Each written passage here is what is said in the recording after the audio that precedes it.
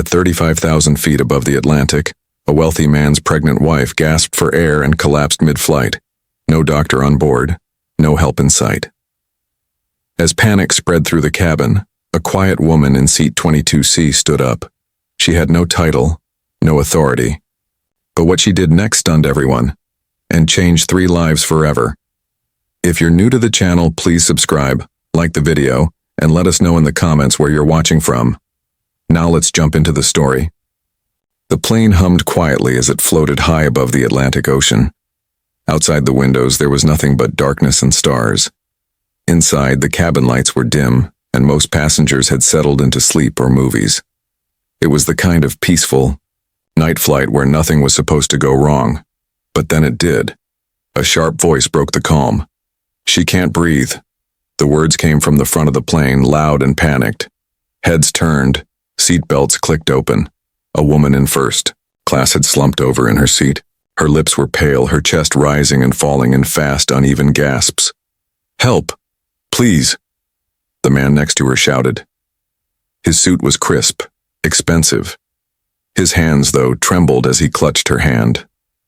"Somebody, anybody, is there a doctor?" Flight attendants rushed forward, trying to calm him. Passengers looked around, waiting for someone to stand up. A doctor, a nurse, anyone. No one moved. Back in economy class, seat 22C, a woman slowly sat up straight. Her name was Nora Fields, and she had been dozing off with a second-hand paperback in her lap. She wasn't wearing a white coat. She didn't look important. Her sweater was faded. Her shoes were plain. Her hair was pulled back in a simple braid. Nobody noticed her, but Nora had noticed something. She had seen the signs before: the shallow breathing, the blue lips, the fear in the eyes of the woman in first class. Something clicked inside her. Old instincts, training she hadn't used in years. Nora had once been in medical school. She'd made it halfway through before her life took a turn she didn't ask for. Her younger brother was just 16 when their parents died in a crash. Nora dropped everything to raise him. School had to wait. Then bills piled up. Time passed. Medical dreams faded behind grocery store shifts and part-time caregiving work. Still, she had never stopped learning. And she had never stopped caring. Now that quiet strength rose up again. Nora stood. A flight attendant saw her and quickly waved her down.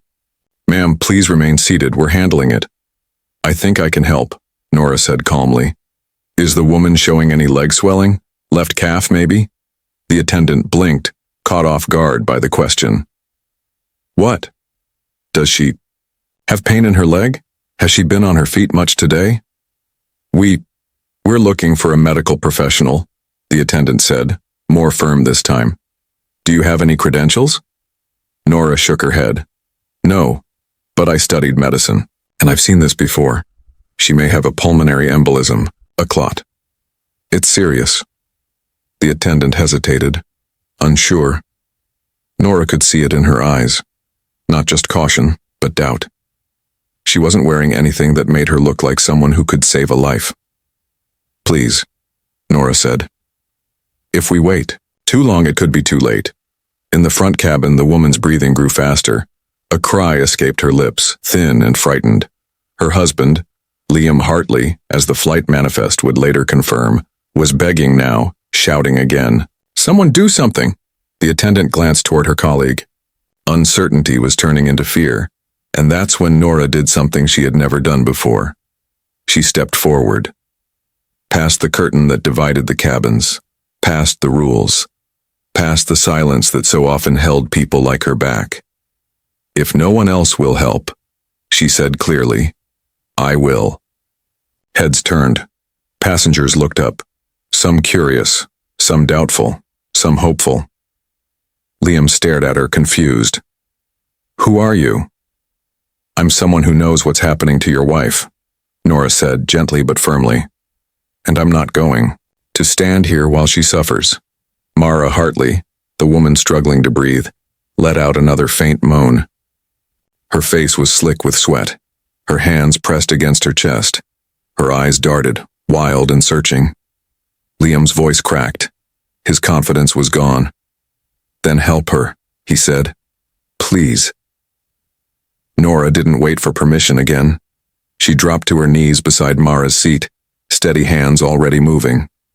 We need to elevate her legs, she said. A rolled blanket will work. She needs oxygen immediately, and aspirin, if there's no injectable thinner. Flight attendants scrambled to follow her calm instructions. For the first time since the chaos started, the room felt focused, and as the plane flew through the cold, empty sky, a woman in seat 22C, once invisible, once forgotten, began to save a life. Nora's knees touched the soft carpet of first class as she lowered herself beside Mara Hartley's seat. The lights overhead flickered slightly, casting a cool glow across the anxious faces around her. Mara's lips were pale now, almost gray, and her breathing came in weak, shaky bursts. She's going to pass out if we don't act fast, Nora said calmly. Flight attendant Dana, who had been watching closely, handed her a rolled blanket without saying a word. Nora gently lifted Mara's legs and slid the blanket underneath them, keeping them slightly raised. I need aspirin. Low dose, if you have it, Nora said.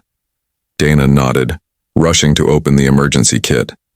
Liam hovered beside his wife, his face drawn tight with fear. The strong, confident man who once gave orders in boardrooms was now silent, clinging to his wife's hand like a lifeline. She said her chest felt tight before she collapsed, he said, voice cracking.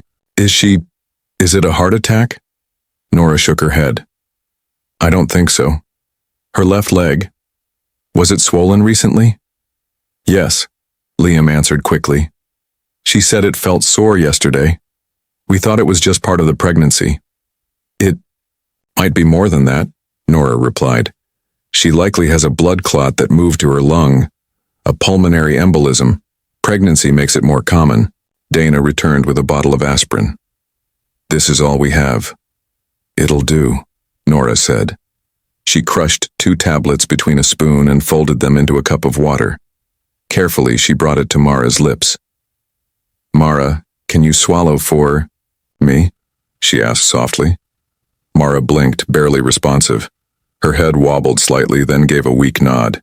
With slow, trembling hands, she drank. That's good, Nora whispered. You're doing great. Next, she adjusted the oxygen mask and checked the straps. As soon as the airflow reached Mara's mouth, her shoulders relaxed just a bit. The whooshing sound filled the quiet around them. Her breathing still shallow, but it's better than before, Nora told Dana. We'll need to land as soon as possible. We're already coordinating with the captain, Dana replied. Nearest hospital is in Greenland. They're preparing to divert. Nora nodded, grateful. Liam's hands gripped the armrest tightly. You're not a doctor. How do you know all this? Nora glanced up. Her voice didn't rise. Because I've seen it before. My mother had a stroke when I was 22. I became her full-time caregiver. I had to learn how to keep her alive day after day. Liam looked at her, surprised by the quiet weight of her words. I studied medicine once, she added. I didn't finish. Life had other plans. Silence fell for a moment. Around them, passengers watched quietly. No one questioned Nora now.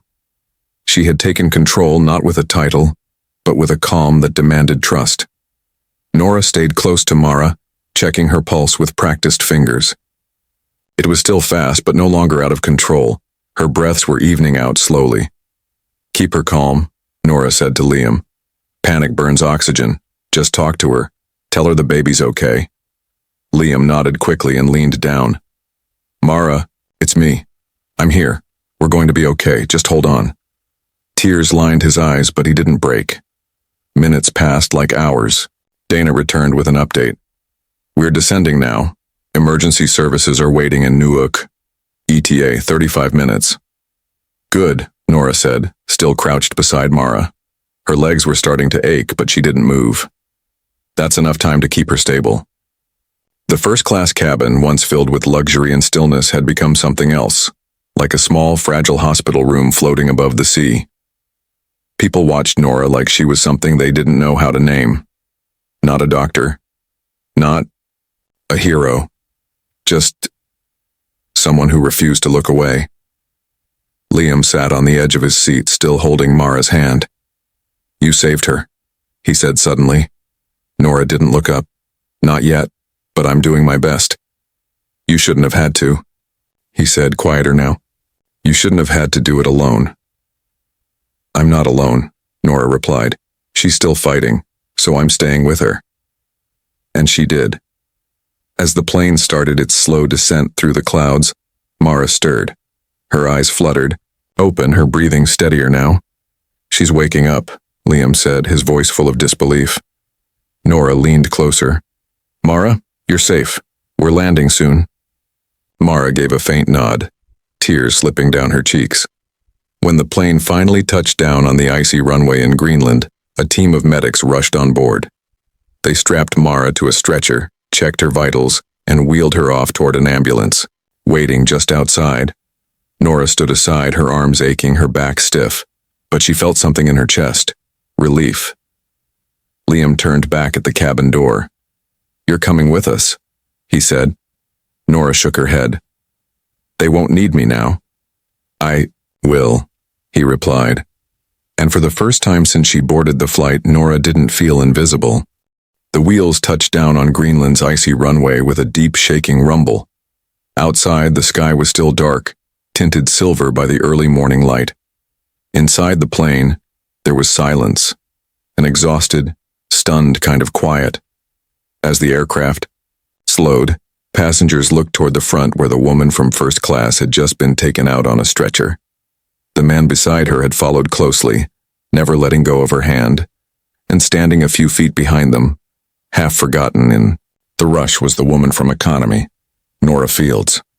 She stayed by the door as the paramedics loaded Mara Hartley into the ambulance. She didn't speak. She didn't move forward. Her job, she believed, was done.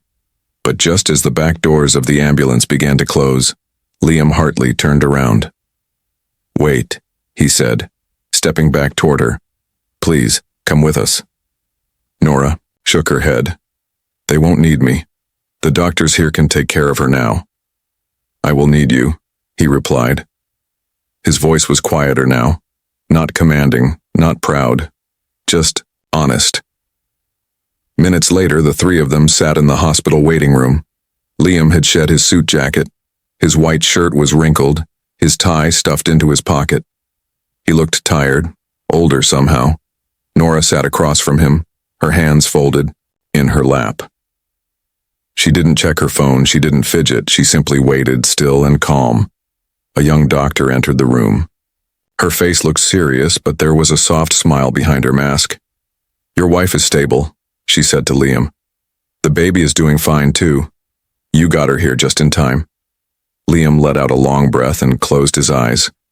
For a moment, he looked like a man who had been holding up the sky and had finally set it down. When he opened his eyes again, he looked at Nora. "You saved her," he whispered. "Both of them." Nora didn't smile. She simply nodded. "She was lucky you called for help when you did." He hesitated, then asked, "Were you traveling for work?" Nora gave a small shake of her head. "Not yet. I was supposed to be in London this morning. I had an interview for a program that helps people return to healthcare after time away." "You missed it because of us," Liam said. Nora shrugged gently. "Your wife is alive, your baby's alive. I'll survive missing a meeting." Liam didn't reply at first. Then he asked the question he hadn't stopped thinking about since the flight. "Can I offer you something? Compensation, a job connection, a donation, something?" Nora paused. This moment was delicate. She didn't want to seem ungrateful, but she also knew she couldn't lie. "I don't want anything for myself," she said. "Not money, not attention." Liam frowned. "Then what do you want?" Nora looked up at him, her voice steady. "Better care. For people like my mom." Liam blinked. "She had a stroke 7 years ago," Nora said quietly.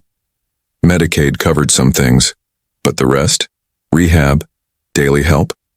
We managed with hand-me-downs and volunteers.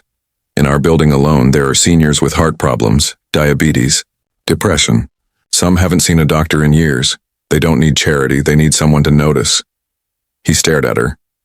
Not with disbelief, but with realization. He'd never thought about that world.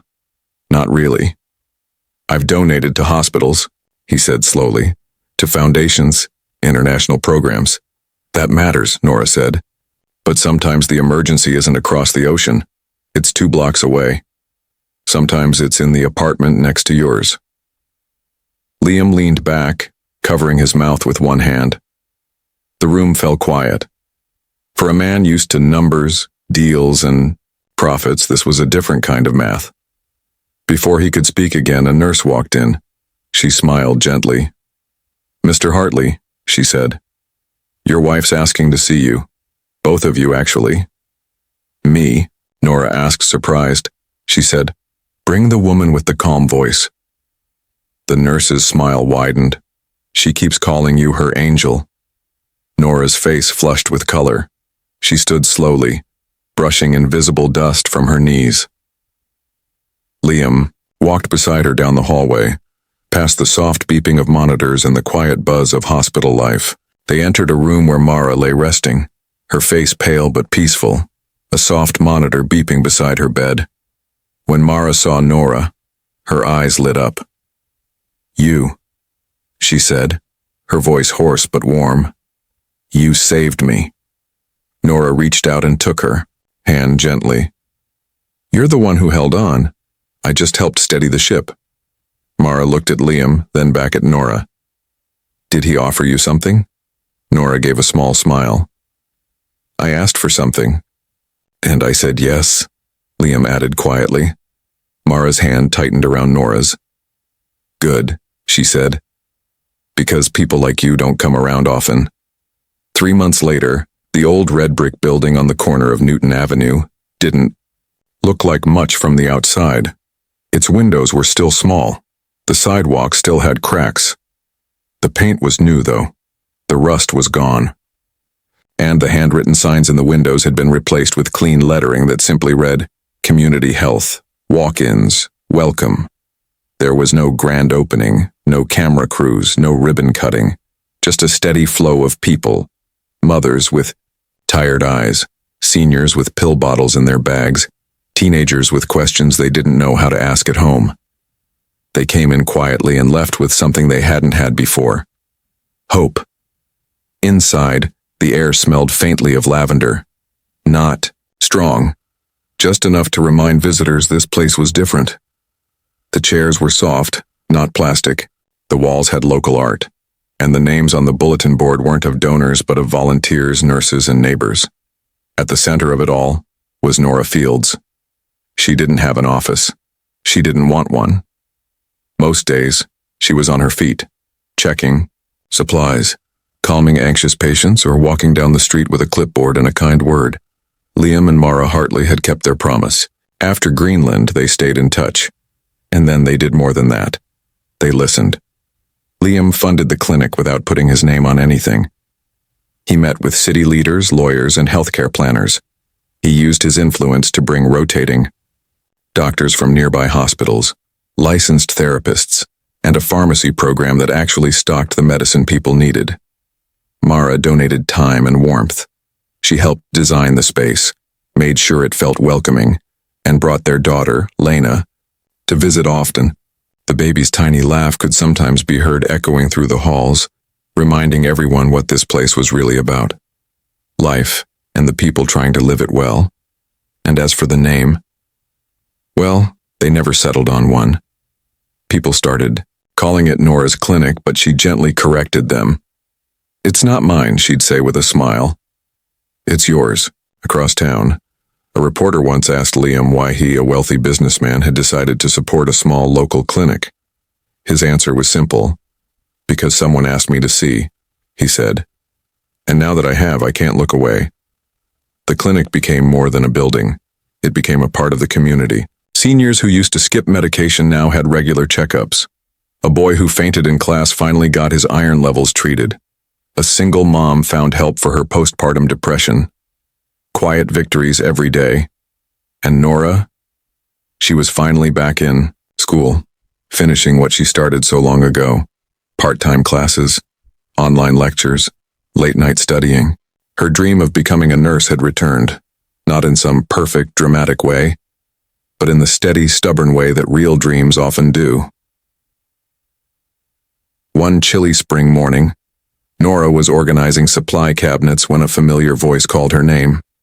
She turned, and there stood Mara Hartley, holding baby Lena in her arms. "She missed you," Mara said with a smile. Nora laughed softly and took the baby, who instantly wrapped her tiny fingers around one of Nora's. "She's growing fast," Nora said. "She already has your calm," Mara replied. "Even our doctor says she's one of the quietest babies he's ever seen." They sat down in the break room, which doubled as a community coffee spot. For a few minutes, they just talked, not as a millionaire's wife and a former grocery clerk, but as two women who had walked through fire and come out standing. Mara looked at her carefully. "You know, when I was in that hospital bed, I asked my husband one thing." "What was that?" Nora asked. "To offer you whatever you wanted in return for saving us." Nora looked down at the child in her arms. "And I told him what I wanted." "You did," Mara said. "And it changed everything. You changed everything." Nora's eyes softened, but she said nothing. A staff member passed by and waved, smiling. "Clinics filling up again. People love Wednesdays." "They love being seen," Nora replied. Mara stood and reached for her daughter. "Before I forget," she added, "we're planning Lena's dedication next month. I know you don't like titles, but we were hoping you'd be her godmother." Nora froze. "I'm not really anyone," she said slowly. "You're the reason she's here," Mara said gently. "That's someone." Nora didn't answer right away. Instead, she leaned in and kissed Lena's forehead. Then she nodded. "I'd be honored." That afternoon, as the sun peeked through the windows and laughter echoed down the hallway, Nora stepped outside for a breath of air. A line had already formed at the clinic door, new faces and familiar ones. She adjusted the clipboard in her arms, tucked her braid behind her ear, and smiled. She never wore a stethoscope. She still didn't have a title. But every single person on that sidewalk knew her name, and sometimes that was more than enough.